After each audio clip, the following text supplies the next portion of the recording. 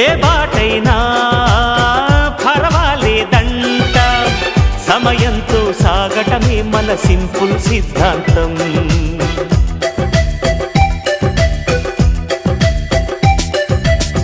చిరుగాలికి పరిమళమిచ్చే సిరిమల్లెల వనమై ఉందాం, గగనాన్ని నేలను కలిపే హరివిల్లుల బంతెన అవుదాం.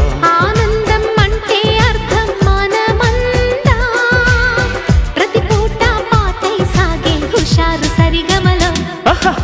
ఎన్నో ఎన్నో రాగాలుండే సంగీతం కాదా, చల్లకి నవ్వుల కేరింత.